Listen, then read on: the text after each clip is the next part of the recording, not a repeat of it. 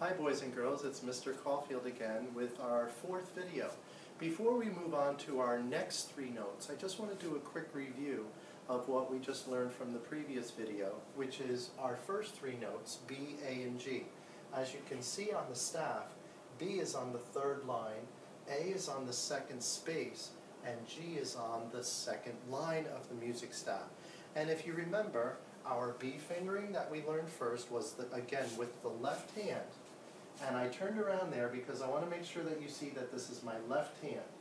And so using my left hand, okay, we have B, and that's our fingering there, left thumb, left pointer, and then if we wanted to finger A, it's same as B, but add that middle finger now to get A. And our next note there that we learned in the last video is adding that ring finger G, and as you can see on the staff, there's G. Alright, so let's move on to our next three notes. I have something I'd like to put up here for us, and let's take a quick look.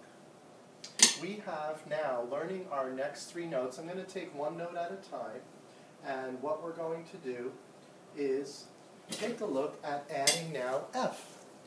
Adding F to our repertoire of notes is now this is a big addition here. As you remember, B, A, and then G, the fingering, we're now going to take a look at F and see the next note is going to be our first time we're using our right hand. See, this is my right hand, and we're going to put our thumb under this spot, and there's the first hole to do with our pointer finger of our right hand. Taking a look now at the picture, you see how that lines up. Looking at the note on the staff, this is F here. F is on the first space of the music staff. So let's add our next note if you have F there.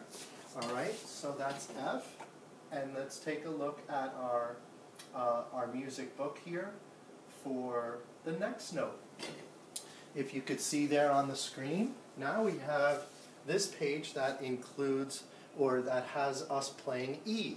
So if you go from G, F was just our last note, now we're just adding another finger. There's our fingering on our right hand, left hand is there, right hand fingering for E. Let's take a look at the picture of the flutophone here. That's our E fingering, and you see how it matches up with what I'm doing on the flutophone. And then you can see where E is on the music staff. E is on the first line of the music staff.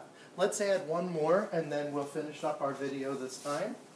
Our new note now is going to be playing low D.